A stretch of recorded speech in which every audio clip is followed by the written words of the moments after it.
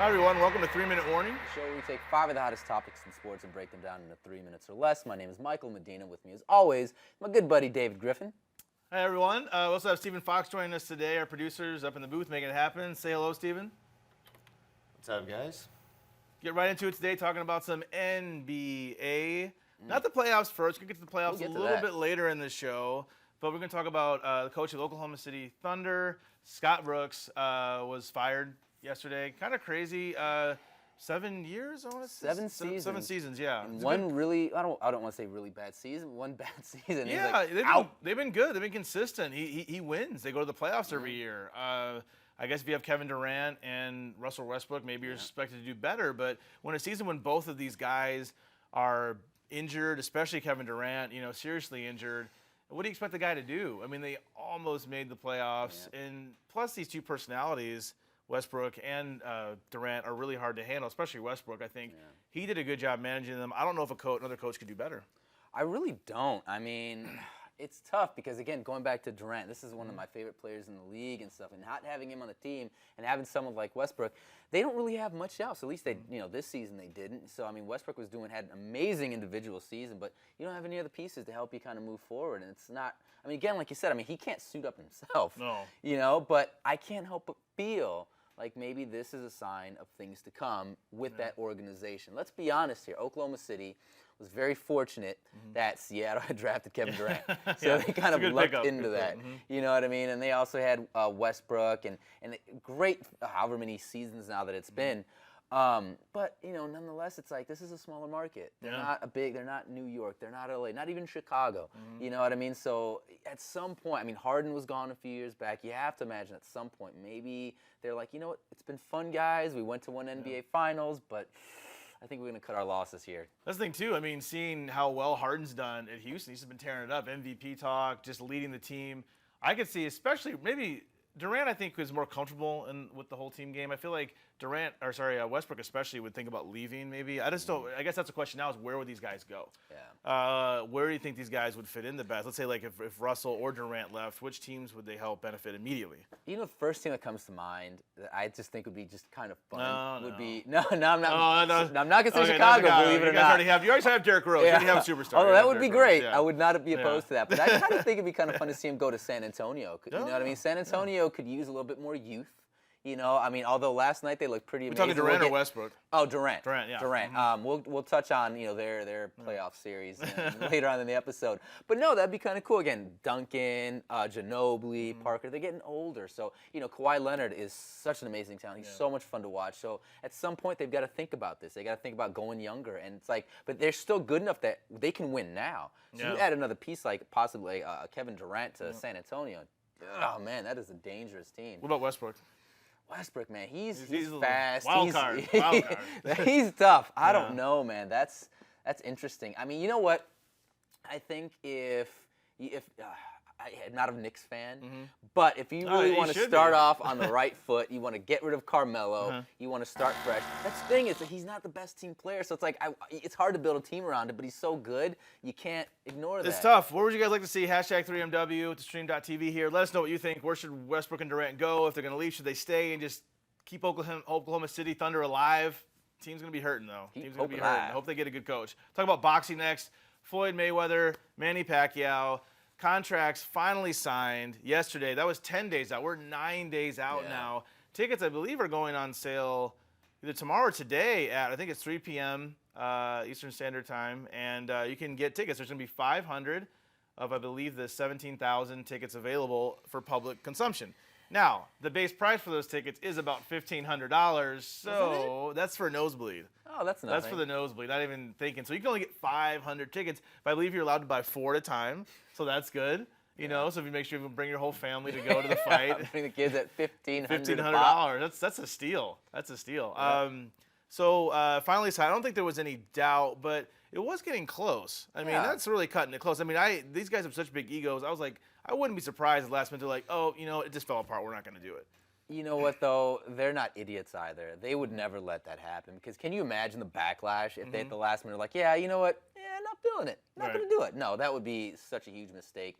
We all knew, again, this is like probably the last great fight we're going to see, at least in a long while. There's going to be a lot of hype. These guys love it, especially Mayweather. They love just like making hype and making this just the grandest spectacle ever. So the whole like, oh, will they sign? What if they don't? Maybe there won't be a fight. We all knew there was going to be a fight. We all knew this was going to happen. So it's whatever. It was inevitable. Every bit of controversy from this fight helps the fight grow. It doesn't hurt, absolutely. It's just everything you see. I mean, Floyd had this really funny interview with Stephen A. Smith on ESPN this morning, and it's just every hype, every little thing, and Floyd's fueling all of that because Pacquiao is kind of a quiet guy. His English is okay. He speaks pretty good English, but I mean, he's not going to be the guy who's going to be the charismatic guy in the camera. So Floyd is selling this fight. Mayweather Promotions is promoting it. That was the kind of controversy, is that Mayweather Promotions had I don't know. The other, I forgot the other boxing promotions company, but the other company who was under Pacquiao's banner was upset that the terms were different than what they said. But I mean, who knows? We don't really get to see what's on the dotted line, but they signed the papers. It's going to happen. But this brings me to the next point about kind of like boxing versus mixed martial arts. Talk about boxing versus UFC a lot here. We know we have a lot of wrestling fans, WWE, mixed martial arts, and we're curious to think about what you think about the whole promotion.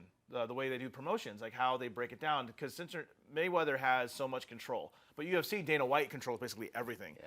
Dana has say over who fights who, the contracts, like, John Jones, light heavyweight champion, doesn't dictate, necessarily I mean, he can work out his contract, but he doesn't promote the fight necessarily. It's UFC. So what do you think about that? It just depends on which side of the fence you're on. If you're the athlete, yeah, you'd like to have some say. Yeah. And rightfully so. I mean, there's nothing, I totally get it. But then on the other hand, if you're like the owners or whatnot, you want to control this. So it really, it depends, again, like I said, which side of the fence you're on.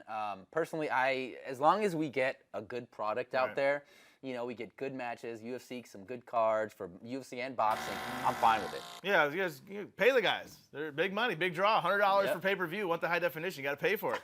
We'll go to the next topic right now. We're talking about some NFL, specifically Greg Hardy, who is now with the Dallas Cowboys, a big pickup for them, is now suspended for 10 games. Again, similar to Ray Rice, more domestic abuse things. Now, there were photos. We didn't see the photos. The prosecution has the photos. Goodell made a very big statement, but Goodell can't go light anymore. Like, he has to hit the hammer immediately, all out. So 10 games. They're appealing, of course. I think the minimum is 6 games for this kind of thing, but it can be added upon via circumstantial evidence. They saw the photos, and Goodell said this was pretty bad. So, I mean, 10 games, I think Goodell made a good choice here. No, he had to go strong with it. He couldn't go light. He couldn't go light on this. You have to send a message. Greg Hardy, let's be honest, he's lucky he's even playing again. Yeah. You know what I mean? Because as soon as Ray Rice and that whole thing happened, he's like, put me in. I'm getting back in. I'm going to play again. And then, 10 games. But you know what? At least he's back. If I'm Greg Hardy, not justifying what he did, because we all know what he did, and it was there's nothing right about any of that. Nonetheless, he got a second chance. Yeah. You know what I mean? But as far as the punishment's concerned, yeah, Goodell needed to do this because, let's be honest, I mean, since Goodell took over and became commissioner, it's been a bumpy road for him. He's not the most well-liked commissioner. No. But nonetheless, I mean, something had to be done.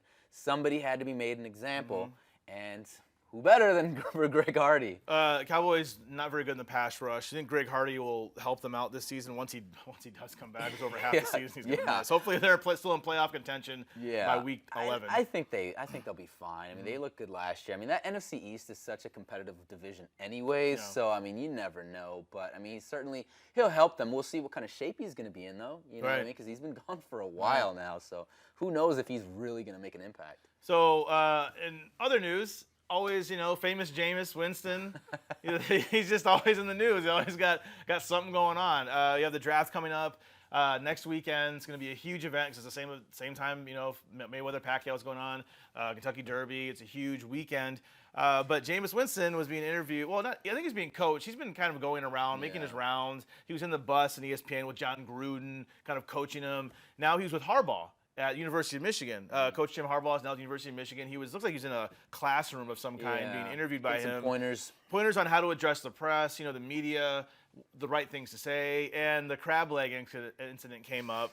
And Harbaugh's expression, if you can find the interview, his expression is just priceless. He's just looking like, no, explain this situation. He just looks shocked. So confused. He just looked so confused. Snow crabs? Just like, snow crabs. Yeah, and basically telling him, like, look, admit that you messed up. Admit that you shouldn't have done that. Jameis's excuse for this is that somebody gave him free crab legs. Somebody's hooking him up with the store. But if somebody hooks you up with free stuff at the store, that's still stealing. Yeah, it doesn't make it any better. Right. So, if I'm Jameis, it's like, you know what? This is never going to go away. It's going to stay around forever. Just, you know what? go with the flow. Yeah. Don't Just don't say I try to messed up defend and move yourself. on. Screwed up. Done. Yeah. Because I mean, let's be honest. Yeah. I mean, these things aren't going to go away. But it's like we've moved on to an extent. Yeah, it's so crab let's legs. just let it Not go. that big of a deal. Yeah. Yeah. So Jameis Winston in his crab legs. What do you think of that story? Hashtag 3MW. Send in your thoughts, concerns, questions. Love to hear from you. Going to our fourth topic. We're also some Champions League. Champions. The most epic theme music. Look up that music. This is the most epic music chills. of any sporting event in the history of mankind. It is epic. With huge round. Huge round. Quarterfinals are done. We knew this was going to be good. Specifically, we talk about Bayern Munich. Bayern München. Michael's wrapping the jersey right now. Huge win. I had picked Porto the last couple of weeks to be upset city. Yeah. And when they won 3-1 at home in Portugal, I said, that's it. Yeah, we know that they played Shakhtar Donetsk.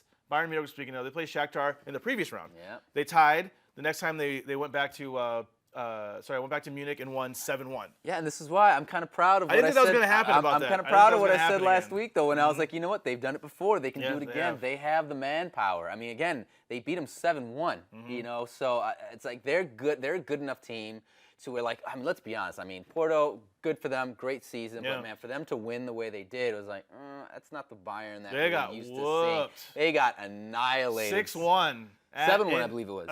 Was it 6-1? No, 7-1. Oh, you're right. 7-1 against Shakhtar Donetsk. You were right. Oh, yeah, 6-1. I mean, that's that right. blowout's a blowout. It's still a Yeah, blowout. That's yeah. this blowout city right there. I mean, Yeah. came back, just dominated. Right now, for me, I think they're the most impressive team, but they also scare me because their first games aren't looking great. Unless Pep Guardiola just has some, this is like his magic formula. It's like, we're going to go down, and then no one will see us coming. They're just going to just unload. So they worry me, though. Whereas Barcelona's been a little more consistent. I think Real, I don't know about Real. I'm still not sold on Real, but Bayern, in terms of just fight, they look like they're whooping people. They're not just kind of winning. Yeah.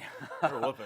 And that's the thing. Now, of course, they've got some good competition coming up with Juventus, Real, Barcelona. So I don't think they can pull that off against those clubs. Right. Nonetheless, they're dangerous. They're ready to compete. I'm still sticking with Barcelona, though. They're not the most complete team, but they're hot. And I've said this before. In any sport, you watch sports, you know that if you're hot, you can ride that into a championship easily. And that their main three, their big three, those guys are looking good. They're gelling together. They're dangerous. They could win it. Yeah, Juve got by barely. They won 1-0 the first, 1-0, and then they won 0-0. Oh, they didn't win. They tied 0-0, which was enough to get them on aggregate score, which is the overall score of both matches. They played 2 matches each in the semifinals. They got through it. I'm sorry, in the quarterfinals. Now they're through to the semifinals. So I'm still thinking it's going to be Bayern. Maybe Bayern. I think Barcelona would be awesome. Oh, it'd be yeah, because Real's is kind of says. Oh, before we get going on to the next topic, Cristiano Ronaldo gave his thoughts yesterday on where he would like to go for MLS. He has confirmed in 2018, which he would be a year younger than Frank Lampard is now, and he'd be in almost his mid-30s, is going to join LA team. Not which LA team, not LA Galaxy, maybe new LAFC. Now, how does that work exactly? How can you just be like, yeah, I'm going to go join this team? It's like, well, Oh, he's Cristiano. He can go wherever he wants. I'm still saying, what about the Chicago Fire? We're not going to Chicago. Cristiano Ronaldo is Don't from rule Spain. that out. He needs the sunshine. No, He wants yeah, the you warm know weather. he's all LA. Oh, yeah, You he's can going tell. to just kill it out written here. all over him. He's crazy. So we're going to go into NBA for our last topic. Back to the NBA. We're going to talk about the playoffs specifically this time. 3 games last night. Western Conference, as always, stealing the show again with the Spurs beating the Los Angeles Clippers 111-107 in OT in Los Angeles at the Staples Center on their home turf. That was a game. You know, Timmy Duncan Timmy. still has it. This Spurs team yesterday really impressed me the most out of all the games because we said that first game, the Clippers, they outmanned them. They showed, that San Antonio was getting older. They ran all over that team. And in this game, San Antonio kind of is like, we're going to have you play our style of basketball. We're going to slow things down a little bit, you know what I mean? And show that, we're still here to play. We still can compete. And they did. They pushed them. I mean, they looked phenomenal. Tim Duncan looked like, there were moments I saw like vintage Timmy. It was old school. Timmy. Like old school. Like he looked great. Kawhi Leonard was looking amazing. I mean, they're still a good team. I mean, every single year when you think, oh, they're getting older, maybe this is it, maybe they're done, and they still, put out a performance like that. So they're tough. Blake Griffin, even though they lost, still had a great game as well. Blake's Triple-double. Triple-double. I Yeah. mean, he's just tearing it up. I think it was like they have 2 triple-doubles now in NBA playoffs, I think, right now for the Clippers. It's like a friend. They're setting some records. They're doing really well, the Clippers. They're playing well.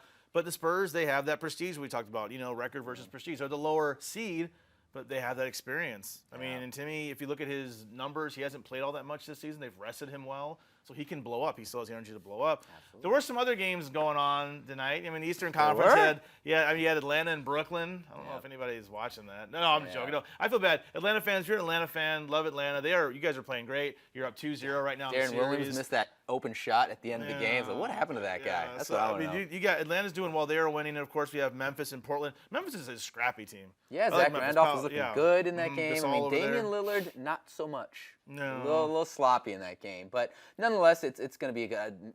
Memphis is up 2 games to none. I mean, I think it's still going to be fun. They're not going to sweep them, I'm sure it'll be good. So, of these teams, which one impressed you the most? It's got to be San Antonio again. Just the fact that like I said, they looked old in that first game. They looked like, oh man, maybe this might be it. Yeah. You know, just pull an old Yeller and just shoot him out in the back. But no, they turned it around. They hadn't played their style of basketball. They look solid. They look good. This San Antonio team's for real. I think that's the series to watch. San Antonio's impressive. I think the Clippers are going to rebound. I think it's going to go 1-1 in San Antonio. I really do. I think San Antonio's going to win one. I think the Clippers are going to win. I think the Clippers might win the next one.